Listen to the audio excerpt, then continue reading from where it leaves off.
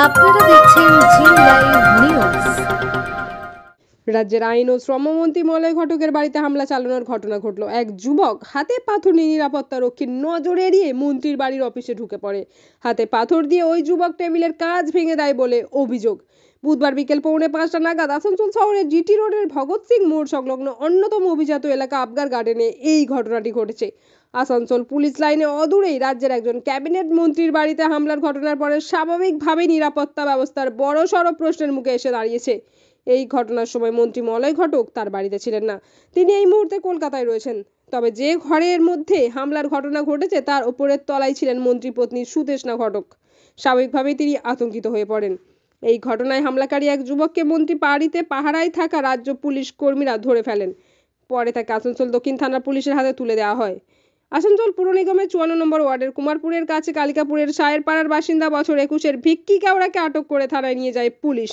ঠিক কী কারণে এই যুবক মন্ত্রীর বাড়ি ঢুকে হামলা চালালো তা পুলিশ তাকে জেরা করে জানার চেষ্টা করছে।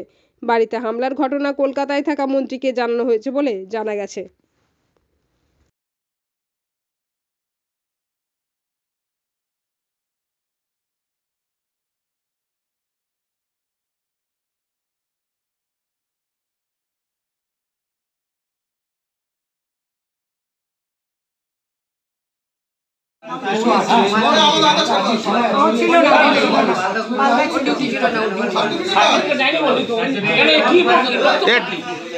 উনি বলছেন, আমি জিজ্ঞেস করলাম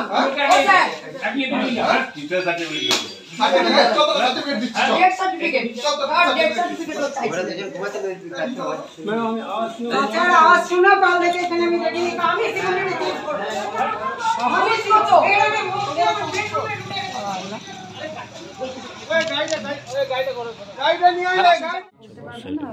তবে আমি ওপরে খুব জোরে জোরে আওয়াজ পাচ্ছি, খুব দুমদুম করে আওয়াজ হচ্ছিল। তো আমি ভাবলাম হয়তো নিচে পুলিশ টুলিশ কেউ পড়ে গেছেন।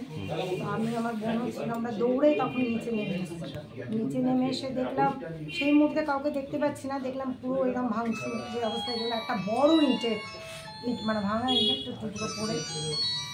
তখন আমি এইভাবে যাচ্ছিল, আরও ছিল আমার ড্রাইভার। তখন আমি চিৎকার করলাম যে ওকে ধরো ধরো, ওকে ধরলো, কিন্তু ওরা 2-4 থাপ্পড় মারলো, এগুলোও কিন্তু কিছু বললো কেন এরকম করলাম বা কী করলাম। তো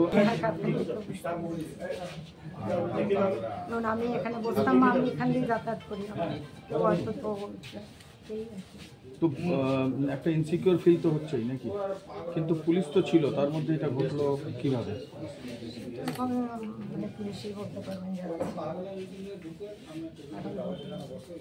মানে এক কথায় আপনি এখন ভীত সন্তুষ্ট?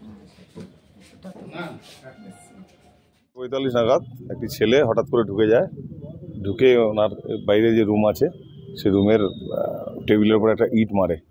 তো টেবিল কাজটা ভেঙে গেছে। আমরা ছেলেটাকে ডিটেন করেছি, ডিটেন করে দেখছি কেন ঢুকেছিল, কী করেছিল। এখানে নিরাপত্তা তো আছে, নিরাপত্তা ব্যবস্থা আছে, ওটা আমরা আরও রিভিউ করে আরও কীভাবে ঠিকঠাক করা যায় সেটা দেখছি।